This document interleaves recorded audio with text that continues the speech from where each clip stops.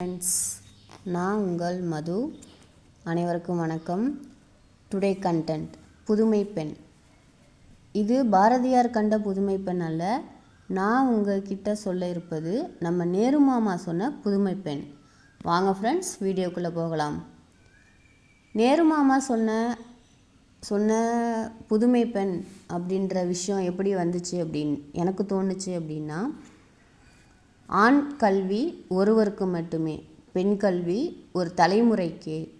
அப்போ ஒரு பெண் நினைத்தால் தலைமுறை மாற்றம் நிகழும் அப்படிங்கிறது தான் நேரு மாமா சொன்ன புதுமை பெண்.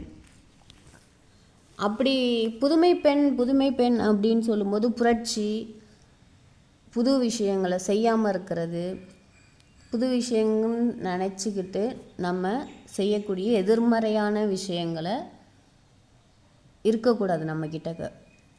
அப்படி என்ன செய்யணும் அப்படின்னா, ஒரு 2 பாயிண்ட் மட்டும் இப்போதைக்கு நான் சொல்கிறேன். ஒன்று செல்ஃப் ரெஸ்பெக்ட், இன்னொன்று ப்ளே மல்டிபிள் ரோல். இந்த 2 டாபிக் கீழே நம்ம இப்போ பார்ப்போம்.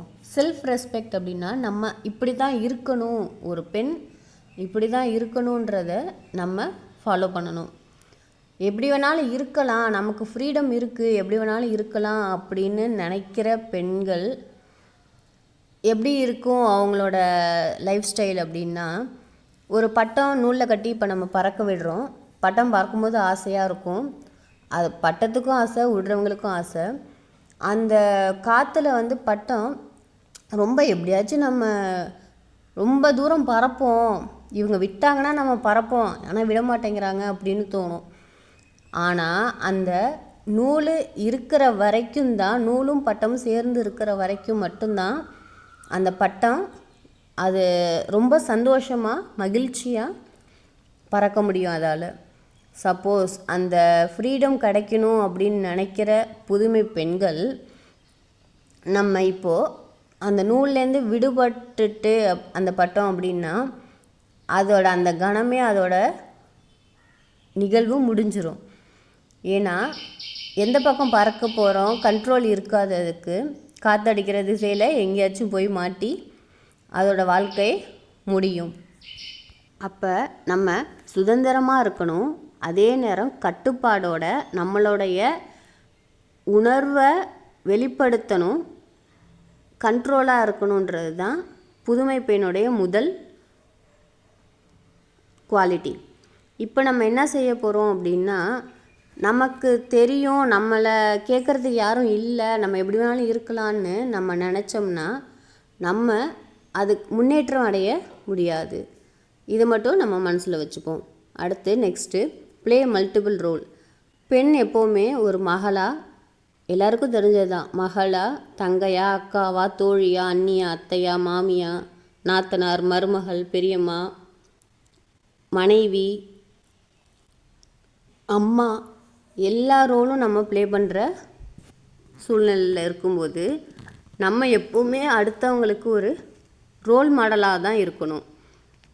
உங்களுடைய சொல் எப்போ வலிமை மிக்கதாக இருக்கும் அப்படின்னா, நீங்கள் செல்ஃப் ரெஸ்பெக்டை ஃபாலோ பண்ணி இந்த மேலே சொன்ன எல்லா ரோலையும் ஏற்று நடத்தக்கூடிய அந்தந்த ரோலை நீங்கள் ப்ளே பண்ணும்போது நீங்கள் நடந்துக்கிற கண்ணியம், கடமை, கட்டுப்பாடு, இது எல்லாமே உங்களுக்கு தேவை. இது ஃபார்மலாக நாடகத்தனமாக இந்த வார்த்தைகள் தெரிஞ்சாலும் இதோட உள்ளார்ந்த விஷயங்கள் நம்மக்கிட்ட இருந்தால் மட்டுமே தான் நம்மளுடைய வார்த்தைக்கு ஒரு பொது இடத்துலையோ நமக்கு வார்த்தைக்கு மதிப்பு, மரியாதை, வலிமை, சொல்லுக்குரிய சரியான பொருள் நம்மக்கிட்டே இருந்து அடுத்தவங்களுக்கு கடத்த முடியும்.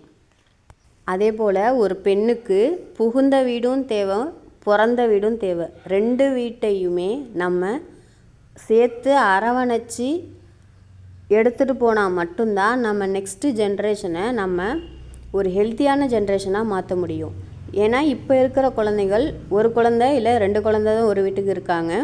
அப்படிங்கும்போது இந்த வீட்டில் 2 குழந்தை, அந்த வீட்டில் 2 குழந்தைனா மொத்தமே 4 ஃபேமிலி தான் இருப்பாங்க. ஒரு ஃபங்க்ஷன்னா 4 ஃபேமிலியை வச்சுட்டு ஃபங்க்ஷன்றது அதுங்களுக்கான முழுமையான மகிழ்ச்சியை நம்ம கொடுக்க முடியாது.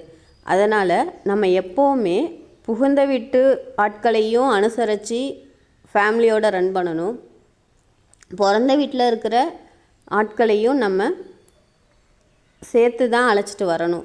எப்போவுமே 2 வீட்டையுமே விட்டு கொடுக்காம சொந்த பந்தங்களோடு இருந்து நம்ம நெக்ஸ்ட்டு ஜென்ரேஷனை ஹெல்த்தியான ஜென்ரேஷன் மகிழ்ச்சியில் தான் மனிதர்களுடைய அமைப்பு மகிழ்ச்சியை தேடும். அப்படிங்கும்போது அதை சொல்லி கொடுக்குற பொறுப்பில் புதுமை பெண் இருக்க வேண்டும். புதுமை பெண்கிறவங்க ஃபேமிலியை அடுத்த ஜென்ரேஷனுக்கு எப்படி எடுத்துகிட்டு போகணும் அப்படிங்கிறத சொல்லி கொடுக்கக்கூடிய ஒரு புதிய தலைமுறை, புதிய மாற்றத்தை நம்ம கொடுக்கணும். எந்த விதத்துலேயும் நம்ம சுய ஒழுக்கத்தை இழக்கக்கூடாது அப்படிங்கிறத நம்ம நெக்ஸ்ட்டு ஜென்ரேஷனுக்கு கற்றுக் கொடுக்கணும். ஃப்ரீயாக இருக்கணும், சந்தோஷமாக இருக்கணும், விளையாடணும், படிக்கணும், நம்ம ரூல்ஸை ஃபாலோ பண்ணணும், ஹெல்த்தியான ஃபேமிலியை ரன் பண்ணணுங்கிறத நம்ம நெக்ஸ்ட்டு ஜென்ரேஷனுக்கு கண்டிப்பாக நம்ம சொல்லி கொடுத்தே ஆக வேண்டும்.